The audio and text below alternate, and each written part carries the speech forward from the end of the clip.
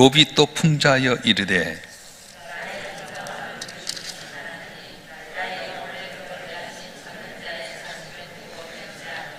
나의 호흡이 아직 내 속에 완전히 있고 하나님의 숨결이 아직도 내 코에 있느니라.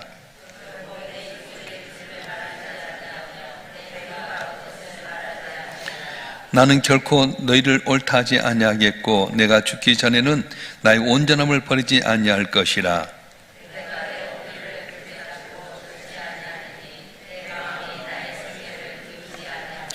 나의 온수는 악인같이 되고 일어나 날 치는 자는 불의한 자같이 되기를 원하노라.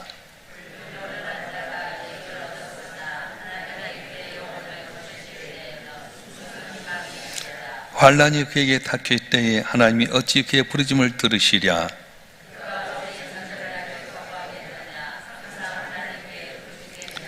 하나님의 솜씨를 내가 내게 가르칠 것이요 전능자에게 있는 것을 내가 숨기지 아니하리라.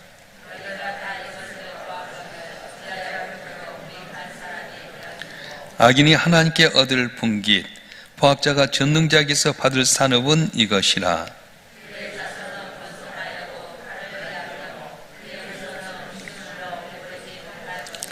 그 남은 자들은 죽음의 병이 돌 때에 묻히리니 그들의 과부들이 울지 못할 것이며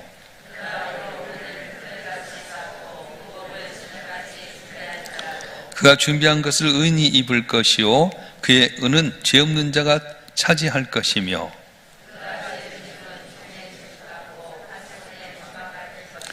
부자로 누우려니와 다시는 그렇지 못할 것이요 눈을 뜬즉 아무것도 없으리라.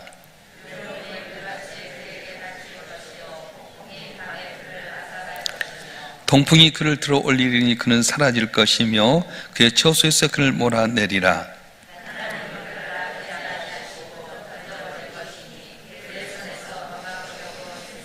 다같이요 사람들은 그를 바라보며 손뼉치고 그의 처소에서 그를 비웃으리라.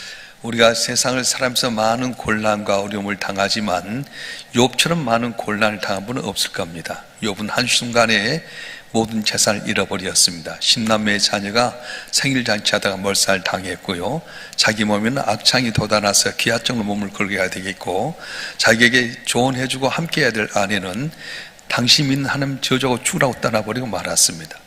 친구들은 와서 위로한다는 말이 네가 이렇게 어렵게 된 것은 네 죄 때문이라 이렇게 말합니다.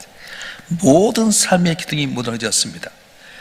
가정의 기둥도 무너졌고, 건강의 기둥도 무너졌고, 명예의 기둥도 무너지고, 인간과의 관계의 기둥 다 무너지고 말았습니다. 그런데 이럴 때 바로 욥은 이렇게 고백하는 거예요. 오늘 6절 말씀 한번 볼까요? 6절 말씀 보겠습니다. 시작. 내가 내 공의를 굳게 잡고 놓지 아니하려니 내 마음이 나의 생기를 비웃지 아니하리라. 아멘. 세상에는 모든 걸 다 잃어버렸지만 욥은 신앙의 중심만큼을 잃지 않았습니다. 우리가 세상을 살아갈 때 욥처럼 이해하지 못할 어려움을 당할 때가 있습니다. 그럴 때 우리는 어떻게 합니까? 하나님, 왜 제게 이런 어려움을 주십니까?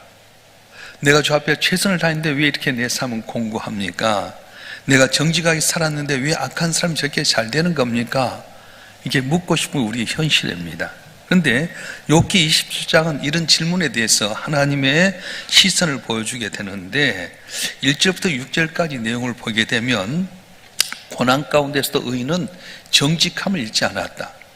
세상 참 어려움 당하면 거짓을 말하게 되고요, 정직을 잃어버리게 되는데 욥은 오히려 거짓되지 않겠다, 그렇게 이야기해요.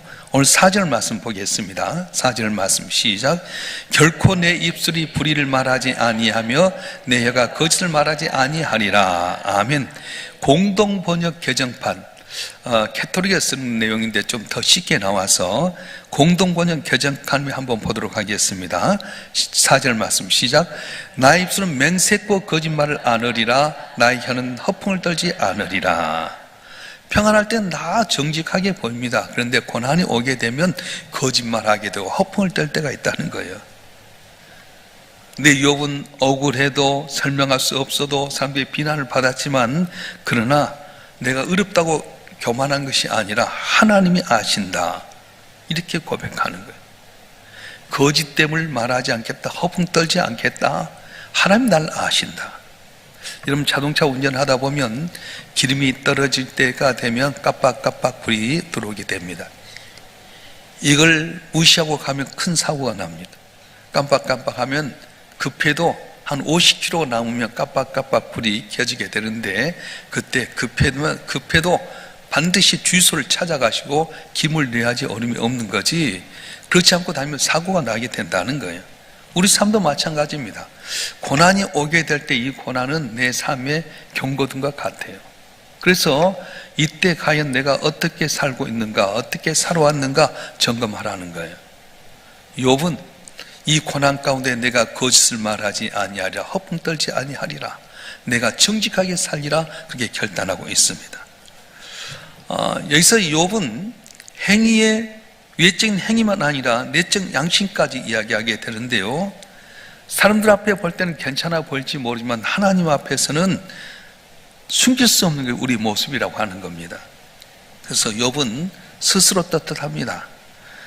고난이 자기를 흔들어도 내가 거짓되지 않고 진실하게 살리라, 정직하게 살리라, 이렇게 고백하는데, 이게 바로 의인의 고백이고 기뻐하는 믿음이라고 하는 겁니다. 그래서 욥은 이 어려운 고난이 왔을 때 내가 정직하게 살리라, 거짓을 말하지 아니하고 허풍 떨지 아니하리라, 그러면서 고백하기 뭡니까? 악인들의 형통함은 잠깐이고 오래가지 못한다는 거예요. 우리가 볼 때 악인들이 잘 되게 되고요, 더 부자로 살게 되고 자식들이 번창하게 보이지만 그것 때문에 낙심하지 말아라, 그들의 길은 길지 못한다, 잠깐이다 이야기하는 거예요. 자, 이런 질문들이 이 시편에도 나오고 전도서에도 나오고 하박국서에 나오게 되는데, 욥은 잠깐이다, 쉽게 말하면 시간의 틈 사이에서 잠시 번쩍이는 번개같이 잠깐 눈 감았다 뜨면 사라질 것 같은 것이 악인들의 번영이다, 이렇게 이야기합니다. 우리가 이제 바닷가에서 여름에 놀러 가게 되면 모래사장에서 막 성을 쌓습니다.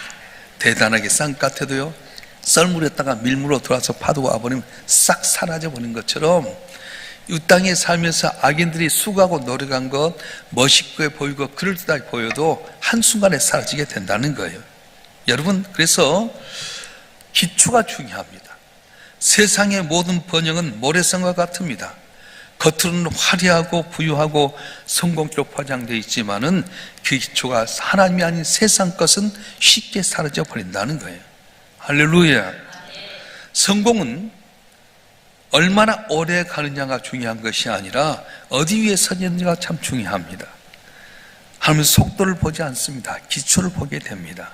세상은 빨리, 많이, 화려하게, 높이 성공하기를 원하지만은 하나님은 천천히 가더라도 깊고 단단하고 의로운 기초를 원하고 계신다는 거예요. 그래서 여러분, 성공이 느리다고 낙심하지 마세요. 하나님은 속도를 보는 것이 아니라 방향을 보게 된다는 거예요. 세상이 아니라 하나님, 모래성과 같은 것이 아니라 든든히 반석 위에 세워진 그런 믿음을 보길 원하셨어요. 우리 가운데 아직도 육신의 질병 때문에, 물질 때문에, 자녀들 때문에 직장과 사업장에서 생각지 못한 어려움과 고난이 있을 때 오히려 불의한 사람, 수단 방법 안 갖고 사는 사람은 잘 되는 반면에 우리는 참 어려움 당하게 될 때, 하나님, 왜 우리는 이렇게 공부합니까? 세상에 이렇게 타협하면서 남을 등치는 사람은 잘 되는데 믿음으로 살려고 하는 우리는 왜 이렇게 어렵게 됩니까? 물을 때가 있어요. 근데 그때도 오늘 욥기를 통해 주신 말씀은 낙심하지 말라는 거예요. 절망하지 말아라. 그는 잠깐 보이다 살 앙비와 같다, 이렇게 말씀합니다. 자, 한번 읽어볼까요? 14절부터 17절까지 말씀 한번 읽어보겠습니다. 시작. 그의 자손은 번성하여도 칼을 이해하며 그의 후손은 음식물로 배부르지 못할 것이며 그 남은 자들은 죽음의 병이 들 때에 묻히리니 그들의 가부들이 울지 못할 것이며 비록 은을 티끌같이 쌓고 의복을 진흙같이 준비할지라도 그가 준비한 것을 의인이 입을 것이요 그의 은은 죄 없는 자가 차지할 것이며. 아멘. 악인들은 지금 당장 자식들이 잘되고 번성한 것 같지만 칼에 맞아 다 죽게 될 것이다, 배부르지 못하게 될 것이다, 그들이 죽을 병에 걸려서 죽을지라도 과부들이 울지 못할 정도로 처참하게 될 것이다, 그렇게 말씀해요. 여러분, 하나님은 은혜의 겉모습이 아니라 인생 전체의 열매를 보고 있습니다. 끝까지 가봐야 알아요. 성경에 나온 위대한 인물들을 보게 되면 다 고난 가운데 있습니다. 악인이 잘된 것 같습니다. 그러나 마지막은 반드시 하나님께서 믿는 사람 의인의 손을 들어주시고 하길 망하게 만들어 주셨어요. 믿으실 줄 여러분 축원합니다. 우리가 죄단으로 확실한 믿음을 갖고 살아가게 될 때 어쩔 때는 더디간 것 같고 안 된 것 같고 오히려 불의한 자가 잘된 것 같아도 이건 잠깐이다. 그의 자식들이 번창한 것 같아도 금방 망하게 된다. 물질 남겨주면 잘 될 것 같죠? 물질 많기 때문에 형제는 의의가 상하게 되고요, 부모 공경하지 않잖아요. 특별히 악인의 재물은 하나님께서 그들이 다 모아놓은 것 같아도 그들이 쓰지 못하고 의인에게 돌아가게 되고 부리지 않는 사람들에게 다 그 은을 차지하게 만드는 거다 말씀하신 겁니다. 악인이 쌓아놓은 것, 그들이 한 것까지 잠시 하나님께 맡겨준 것뿐입니다. 그리고 때가 되면 의인에게 다 돌려준다고 말씀했어요. 오늘 저와 여러분 한 분 한 분이 시작은 미약한 날로 장대한 은혜가 있을 줄 믿습니다. 우리가 곰곰이 생각해 봐요. 이 땅에 복음이 들어온 지가 140년 됐습니다. 얼마나 가난하고 어려웠습니까? 기독교를 믿는 분이 높은 분이 아니었어요. 가난하고 어렵고 힘든 분들이었어요. 근데 그들이 예수를 믿고 나서 그들이 길이 열려진 거예요. 그때 당시 떵떵거리에 살고 하나님 없이 살 것 같아도 그들의 삶 보면 다 어렵습니다. 최후의 승리는 출발점의 비약이 아니라 결승점까지 견실과 노력이다. 그렇게 백화점과 오너맥에서 이렇게 이야기했는데요, 우리 성도들은 처음이 중요하지 아니에요. 마지막 갔을 때 중요한데 하나님 마지막 순간에 믿는 의인들을 존귀케 만들어 주시고 이 땅에서도 강성하게 하시고 하나님 앞에 섰을 때 다 칭찬받는 놀라운 은혜를 주실 줄로 믿습니다. 할렐루야. 악인의 마지막에 대해서 이렇게 하는데요, 공동번역 개정판 18절부터 22절까지 말씀 한번 읽어보겠습니다. 공동번역 개정판을 18절부터 22절까지 시작. 아무리 알뜰하게 집을 지어도 고작 거미줄이요, 아무리 살뜰하게 세워도 고작 파수꾼의 초막이라. 흐뭇하게 여기며 드는 잠자리도 그것으로 마지막이요, 눈을 떴을 때는 이미 돌이킬 수 없는 알거지라네. 홍수처럼 몰아치는 공포와 밤에 일어나는 폭풍에 쓸려갈 몸, 불어오는 열풍에 번쩍 들러섰던 자리에서 날아갈 신세. 하나님께서 사정없이 쏘아대시는데 누가 그의 손에서 빠져나갈 수 있으랴. 여러분 그렇지 않습니까? 아무리 알뜰하게 집을 줘도 고작 거미줄이고 아무리 살뜰하게 세워도 고작 파수꾼의 초막일 뿐이다. 악인들은 그렇게 된다는 거예요. 흐뭇하게 여기고 드는 잠자리도 그것이 마지막이 될 것이고 눈을 뜰 때 이미 돌이킬 수 없는 알거지가 된다. 여러분 얼마나 무섭습니까? 하나님 불어버리면 다 날아갈 뿐일 거예요.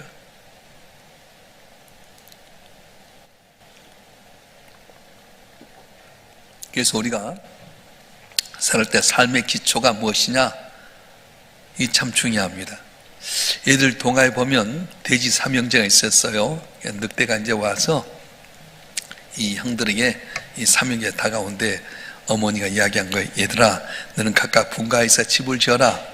그랬을 때 이제 형은 빨리 가가지고 뭘로 하냐, 집더미로 해서 탁 집을 지었어요. 둘째는 가서 나무로 집을 지었어요. 셋째는 힘들고 어렵지만 벽돌로 집을 꼬박꼬박 지었어요. 그 각각 사는데 어느 날 늑대가 다가온 거예요. 얼른 큰형이 자기 집으로 갔어요. 볏집으로 지어진 집에 들어가서 문을 꽁꽁 닫았는데 이까지 불었더니 확 날아가 버리지 않습니까? 얼른 둘째에게 도망갔어요. 나무로 만든 집에 갔는데 또 늑대 이까지 것 하고 바로 톡 차니까 집이 와장창 무너졌어요. 첫째와 둘째는 얼른 벽돌로 지은 막내 집으로 도망갑니다. 그때 늑대가 발로 차고요, 흥 불어도 안 되잖아요. 그래서 늑대가 왔음에도 불구하고 벽돌로 지었던 집, 힘들고 어려웠지만 벽돌로 지었던 집에 갔던 셋째 집에서 위기를 모면했다. 동화 이야기잖아요. 알려준 게 무엇입니까? 기초가 중요하고 재료가 중요한 거예요. 쉽게 빨리 지은 집, 기초가 든든하지 못하면 다 무너지게 됩니다.